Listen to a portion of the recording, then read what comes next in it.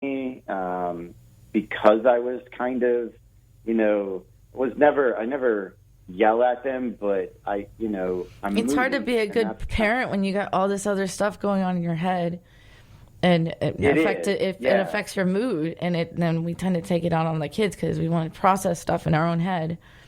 And right, and it wasn't ever yelling at them, but it wasn't being present in the moment, right, or enjoying life, right.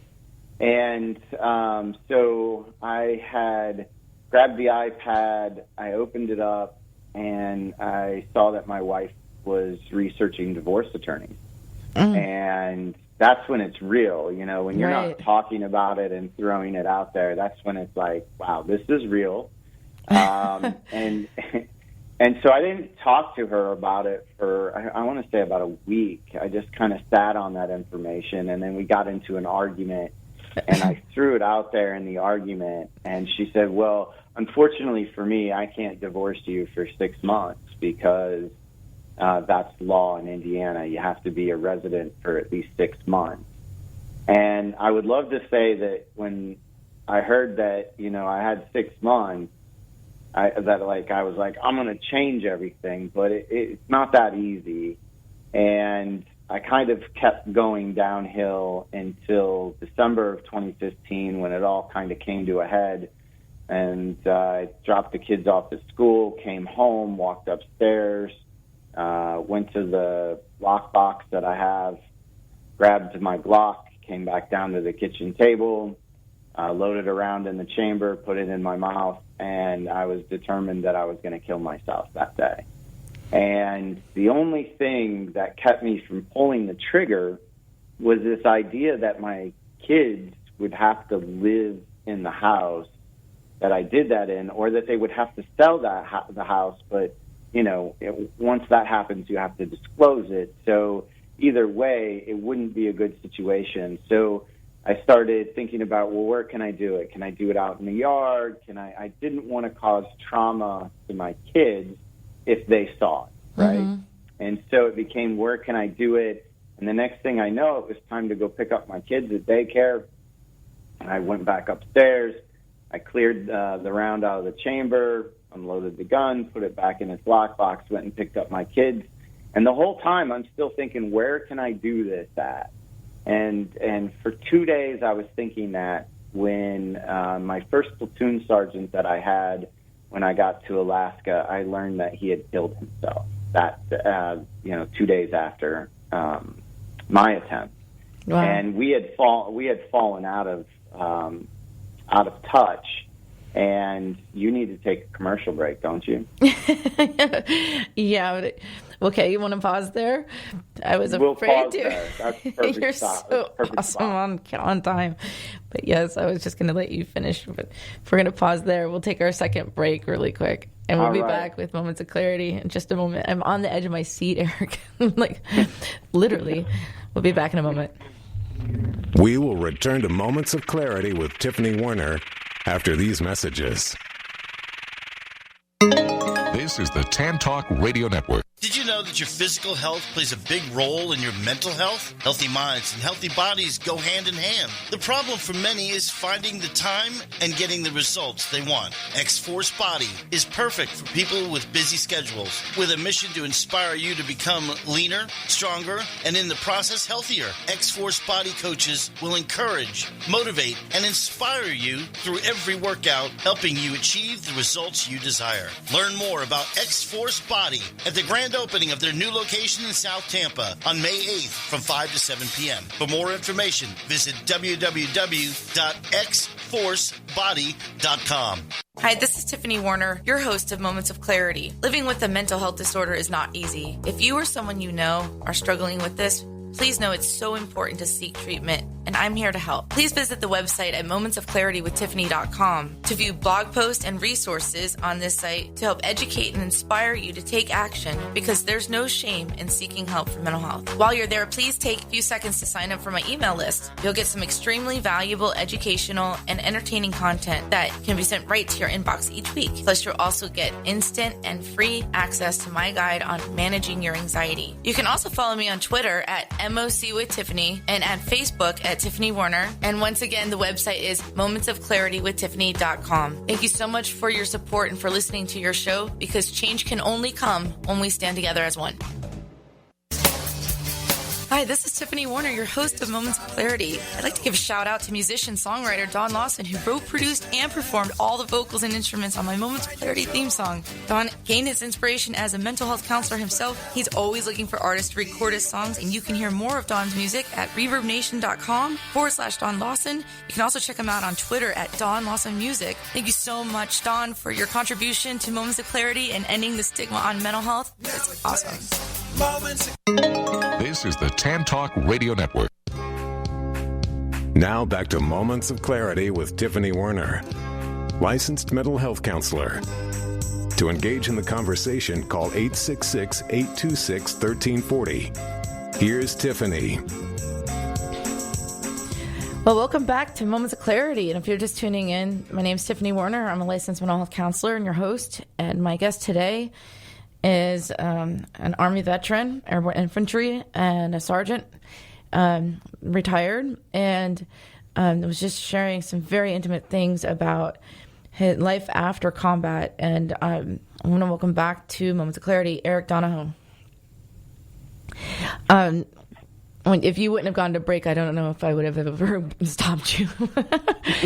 So I said, we have a break probably at the 20-minute mark and the 40-minute mark. Leave it to a veteran for you to be like, you need to take a break right now, don't you, Tiffany?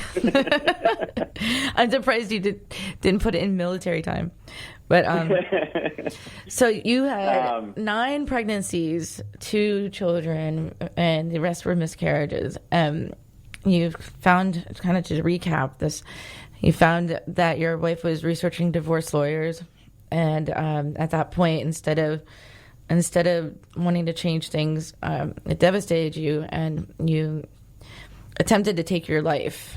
And at the point where we left off, we're looking for places where you could take your life without leaving a mess for your children to find.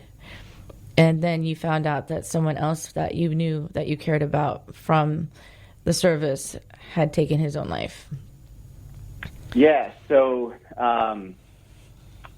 I'd gotten a number of phone calls, and this individual was a part of, every adult thing in my life. He was the main reason I ended up in the Scout Sniper platoon for our battalion. And we had kind of had a falling out, and so we didn't really stay in touch. And so when I heard it, I was mad and upset. Part of me was mad that he had the courage to do it and I didn't. Part of me was mad, like, how can I, how could he do this and not call people? And there were a lot of emotions going on, and what was odd about it is that he was number 13 of people that, acquaintances or friends that I've known have taken their own life from the military. So it's not like this was foreign to me, but it was the first one that really hit home in an intimate way. And I couldn't sleep that night that I found out, and I went downstairs and I turned on the TV, and it was on TBS, and Rocky VI was playing, and it came on right at the point where he's yelling at his son outside his restaurant, and he's like, life is not about how hard you can hit, it's about how hard you can get hit and get back up and keep moving forward. And it was kind of like, cliche as it sounds, but like a light bulb kind of went off over my head. And it's a great scene. I realized that, and I had realized that, it was, I had just given up. I had stopped getting back up with all the hits that life had thrown my way. And so, I having that knowledge, I was like, wow, so I need to change something. And it was in that day that I was have a moment of clarity. And have a moment of clarity. Nice tie-in. Thank you. Tie-in. I had to do Very it. good.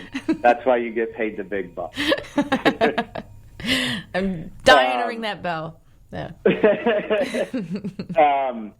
And so I'll have another one for you. We'll see if we can beat the 1 o'clock time deadline. If not, I'll have to come back on the show. You have to come back anyway. You were supposed to come in person, and veterans don't break their promises. I don't, so I will make it down there, I promise. And so I knew I needed to make a change, and I knew I needed to start right away. And so for me, I had a conversation with my wife about making these changes. I reached out to a program that takes individuals out into the backcountry, something that I love, climbing mountains. And it was fit right in the alley with the photography thing, too, as far as a landscape photographer. So I applied for a program called Warriors to Summits, which was run by No Barriers Warriors out of Colorado. It was started and founded by the only blind man to climb Mount Everest. His name is Eric Weinmayer. And, that's when I started to have a number of moments of clarity along the way. Because I started removing myself from, kind of life, and taking that pause to try to react to the stimuli in a way that would make me happy, rather than that, causes more conflict and problems in your life. And so I had 3 of those expeditions, and on the first expedition, I met this amazing photographer who was taking pictures of everyone, and he had, done photography on Mount Everest, and he's been all over the world. And on the last day, I asked him, I said, Diedrich, what is it that you do for security when you go to, places that are unsafe? And he looks at me and he goes through this whole rigmarole, and then he says, in the end, Eric, you got to have faith in humanity, faith in the goodness of the human spirit. And then in a very Diedrich fashion, he ran off, and he's like, I got to go do some pictures. And so I had 4 miles out of the Gila Wilderness in New Mexico, and I was walking by myself thinking about that idea. And it was that point in my life when I realized that I had lost my ability to have faith in people, faith in things. And how do you... Pretty common, too, coming out of post-combat, for people to feel that way. Absolutely. And that's part of PTSD as well, because when you have PTSD, you try to control the situation because of, fears that something bad might happen, or that you want to be ready, or any of these things. Or that people are after you, or things are being done on purpose rather than non-intentional, or all sorts of things. No, these are all, common symptoms of PTSD. And so it was that day that I was like, all right, I got to figure this out a little bit more. And while I had been, had spent a number of years in counseling for PTSD, I'd never really looked at that side of healing. And so when I came home, it wasn't the first time I had heard this term, but it was the time when I actually dove into it. And it's a term called moral injury. And it was when I started looking at this idea of moral injury, and I thought, do I have issues within that realm as well? And, the answer is yes, of course you do. So it became, well, if I start to focus on this, am I going to start to find some joy while I also use the tools that I've learned for PTSD? And it was that magic first step that led me to, the beginning of the last 3 years, which has been an amazing ride. And I'm thankful every day that I didn't pull that trigger. And, absolutely. I don't want people to, I know we're going to be nearing the end of the show soon. And so one of the things that I want to make sure I get out is, we often talk about how do we stop veterans from committing suicide. And it's a hot topic on Capitol Hill.